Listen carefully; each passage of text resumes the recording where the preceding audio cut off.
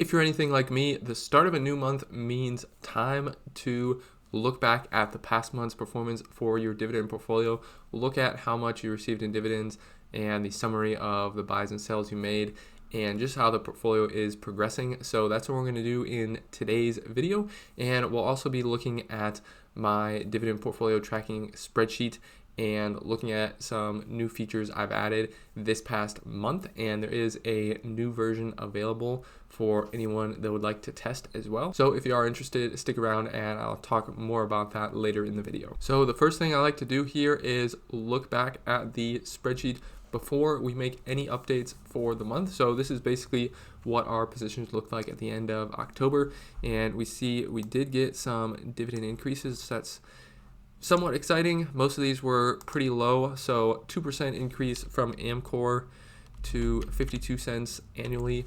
Then we'll go ahead and edit this. And then 5% raise for Aflac to $2.44 annually. And then 3.5% raise for HP to $1.20 annually. So those are the dividend raises we got. Currently, the portfolio is valued $16,827, annual projected income of $391, which doesn't include any interest on our cash. So the real, I guess you could say, total income from the portfolio is a little bit higher. And before we go and import the transaction data for this month, I wanted to go and take a look at this new tab I've been working on in the spreadsheet. So I think in last month's video, I had the beginnings of this tab. But basically what I did is I have listed out all the dividends that are declared for the portfolio. And then I also project out for the rest of the year when these companies will pay in future quarters. And then have some color coding here for whether the X date or pay date is in the past or present. So today is actually December 1st. So today is a pay date for Pfizer. And then also have this chart here which shows the projected average dividend income and monthly average, and then the projected amounts for each month. And this isn't 100% perfect. You might see some variations sometimes. The reason for this variation at this point is Aflac, I think, because Aflac technically paid their dividend today, but they already declared their dividend for the first quarter of 2026. So it actually appears down here, and then the last dividend here for Aflac is actually in December of 2026, which we're not going to count, if that makes sense. So the data isn't 100% perfect, but it should give you a good idea for the amount you should receive in dividends every single month over the next year. So we're in my Fidelity dividend portfolio account, and I have the transactions filtered out from November 1st through the 30th. So go ahead and download these transactions as a CSV file. And then once these are downloaded, we should be able to go back into the spreadsheet and go to File here and Import, and then import that CSV file. And then the scripts in the spreadsheet will actually parse all of the transactions. So go ahead and import the data, and then go up here to Dividend Scripts, Insert New Transactions, and there should be a little acknowledgement. We'll just click yes. We have our settings set up, so that should be all good. So we'll let this run. It should take probably a few minutes at this point with this version of the spreadsheet. In future versions, I'll have the premium API for the dividend data, so it'll run a lot quicker. All right, so the script has finished running, and we'll just go ahead and look at the dividends first that we received this month. So got about $4 from AT&T, $4 from Air Products and Chemicals, almost $10 from Texas Instruments, $1 from Apple, $6 from AbbVie, $3 from Procter & Gamble, $2 from Carrier Global, $2 from Caterpillar, and $4.50 in interest on our cash. And then we can see all the buys for the month of November, and there were no sells, but we'll actually go over here to the invested per ticker sheet, and then we can look at each stock kind of on an aggregated basis. So sort by total amount invested, and we can see we invested about $80 into Texas Instruments, below an average cost of $160, almost $80 into Carrier Global, $60 HP, $53 Procter & Gamble, $43 Air Products and Chemicals, $25 Aflac, and then all the rest of these were dividend reinvestments. So we invested a total of $335.96 in terms of those direct buys, and then another $17.77 in the dividend reinvestments. And then we can look here at dividends by month, and it's hard to see these numbers. I'll probably take them off soon of the graph, but for November, total dividends of $36.74, which was just a tiny bit above what we received in August. So I think that's from dividend increases and purchases of shares that increase, and then it was offset by less cash in the portfolio and lower interest rates, so less interest on our cash.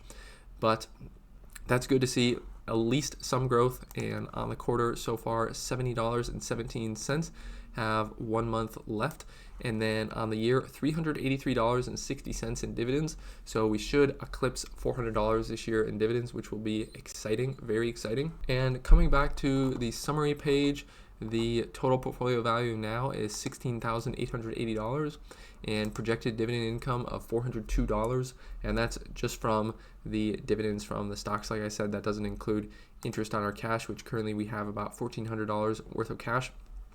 So that will be significantly higher.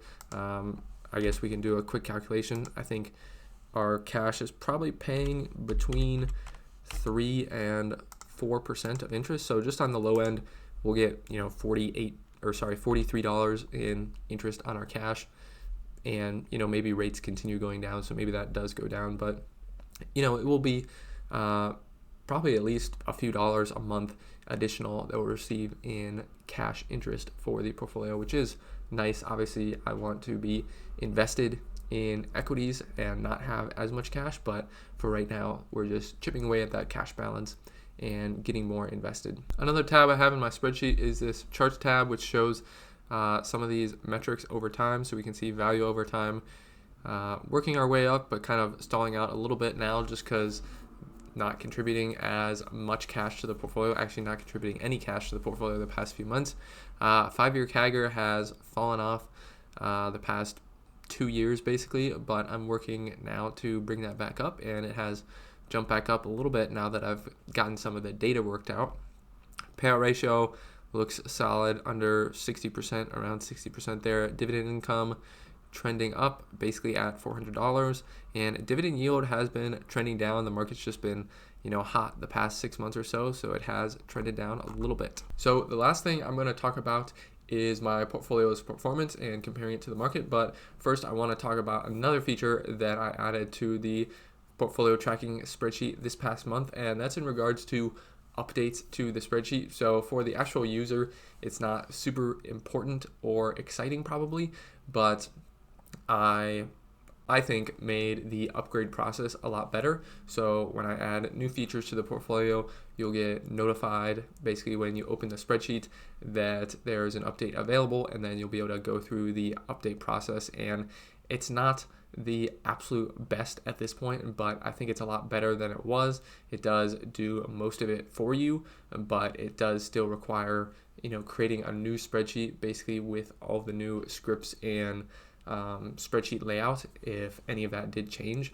So that is a little bit annoying, but I've added a button where you can just, after the new spreadsheet is created and the setup script is done, then you can say, I want to delete the old spreadsheet, and it'll do that for you. So I tried to make it as seamless as possible, even though it is a little bit cumbersome, but I do think the experience is a lot better than I had it set up before.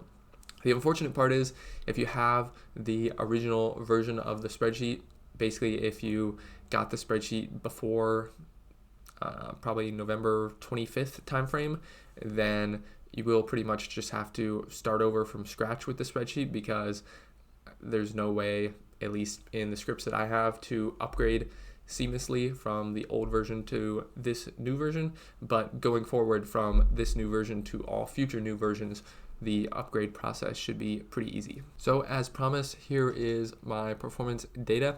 So 1% return over the past month. So we are beating the S&P 500 and Dow in November. So that's certainly encouraging, but a month doesn't really mean anything. Year to date and the past year, we're definitely lagging behind significantly. And over the past 3 years, sorry, this is actually cumulative. I want annualized here. Over the past 3 years, lagging behind pretty significantly on an annualized basis, only 11% returns compared to SPY's 20.5%.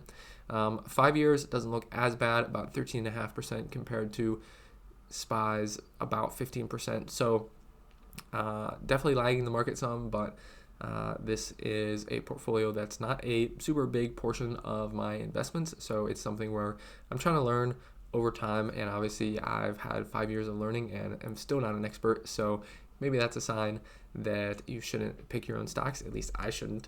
And I guess I kind of have taken that as a sign in some regard, because I have pretty much moved the vast majority of my new capital that I'm investing into just broad market index funds, the keep it simple, stupid principle. So that's what I'm doing most of going forward, but I do still love the dividend portfolio. I'll always have an interest in that, and I'll always be putting a little bit of money into that on a regular basis, just not as much as other investments. So let me know how your guys' portfolio performed in the month of November, how much you received in dividends. I'm sure a lot of you received way more in dividends than me, and that is super exciting to hear, because I'm just always excited to hear when other people are finding success in their investments as well. So let me know in the comments how much you received in dividends, and let me know if you do have any feedback for the portfolio tracking spreadsheet and what features you would like to see added in the future. And as always, thanks for sticking around to the end of the video, and I'll see you all in the next one.